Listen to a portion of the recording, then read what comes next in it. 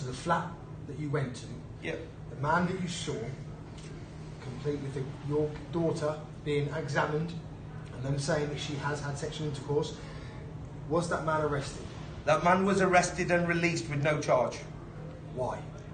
If they've got the evidence from from analysing her, from looking at her, knowing that she's had that, why did they do that? Because that man's DNA wasn't the DNA what was found on her. So potentially there was more than one person. There was 2 people in the room. One person left, another person coming. Your daughter was raped, you're going through all this turmoil, and for a phone call, the connection to this family call you or call someone and offer £15,000 for you to keep the baby, the fetus. To keep the baby, obviously, but it's become a fetus. So these are all connected. Are these all residents of Telford? Yes, they are. And surrounding areas? Yes, they are. And how big does this family go? This family is massive. It's massive. It's massive. It goes into Birmingham. Okay, so how many of these men? And we've got 1, 2, 3, 4, 5. How many? Six men. They're all from the same family. They're all from the same family. So how many more from this family have been involved in raping your daughter? There's another 9 from that family. From that family. This problem that you've experienced, your daughter's experienced, this complete scandal. Those responsible, which you'll think the reason why the police maybe didn't do what they should be doing is because they think if they did that, they'd be classed as racist. That's right. They'd be classed as racist.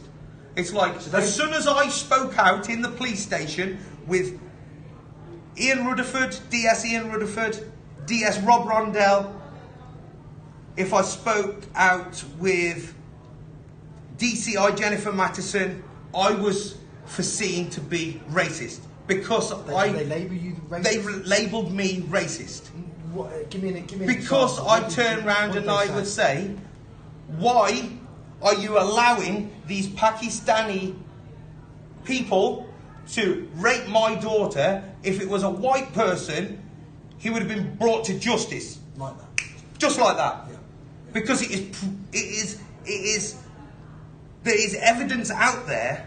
I have seen cases which have happened. People have groomed people online, and they have groomed people. White people have groomed young white girls. Yeah.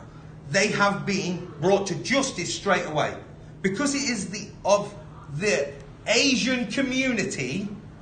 It has been discarded. Tried to sweep it under the carpet and think it's all going to go away. Because it'd be classed as racist. Because I'm classed as racist. Okay, let's just. What I want to do is I want to talk. If you can, it's probably going to be difficult for you. But I want the public to understand what these men did to your daughter. So, if you can, without it being too hard, can you describe what had happened? I know you want to say this. From the times of being in that flat and trying to getting your daughter out of that flat and put her in that car that day, what other experiences did your daughter go through? The rape, what happened? Well, she got taken by once it all started to come to light, and obviously my daughter started to speak, and it took me 2 years after she absconded. It took me 2 years to find her.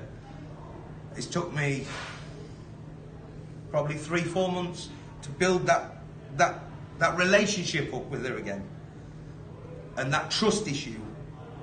When I built the trust, I'd meet her frequently. I'd drive down to London and I'd meet her frequently, and I needed to put my mind at rest. Little parts, of what's actually happened. What extensive have they gone to? Where have they took her? What have you seen? What have they threatened you with? So, obviously, then I got speaking to my daughter. They took her to a place where there's a freezer, and there was a body in that freezer of a young girl hanging. And if she spoke out, she'd be next. What she was taken? So that's massive. I mean, so she was taken to where? She was taken what building was it? What sort of building was this? It was an old butcher shop. An old butcher shop. And did they run this? Their relatives, or they had connections to this old butcher shop. Yeah. And in there was a girl hanging on a hook, froze in the freezer.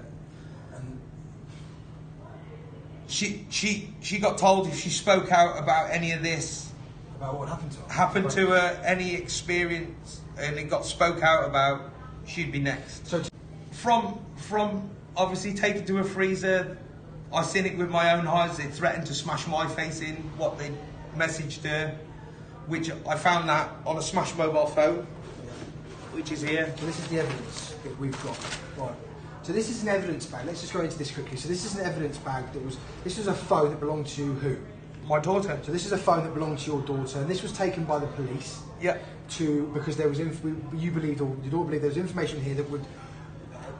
It would incriminate. It would incriminate people because I'd seen people on that phone pleading for mercy on their hands and knees. For her not to talk. Not to talk, okay. and they're sorry. So for why? Forgiveness. So for the camera, this phone is in 5 or 6 different bits. Why is this phone in 5 or 6 different bits? Well, it was given to them in fully working order. That phone was. Yeah. It became then towards the end of the investigation, and the police said they weren't going no further with nothing. So did they say they found anything on the phone? Wait a minute. So I started to ask for exhibits back, our exhibits back. So the exhibits started to come back, no problem. They started coming. I have an exhibit box here, exhibits in it. These are all different phones? These are all different phones. These are your daughter's phones? No, these were what were passed to her by perpetrators. Oh, really? Yeah, so these... how many we've got? You've got... So these phones were given to her. Yeah, that phone by the rapists. So we've got 1, 2, 3, 4, 5, 6. These are individual people giving these to her. They weren't the same person. No. So there's six. FST label. No examination carried out on the handset in the box. I started asking the questions about it. They stopped any exhibits coming back now. There's nothing come back ever since. So this box says on the side of it, no examination on this handset carried out. So that would mean that this device was never dealt with, never looked at. No. So why is it in 5 different bits? Because I believe the police have smashed it. It's corruption within the police, within the establishment.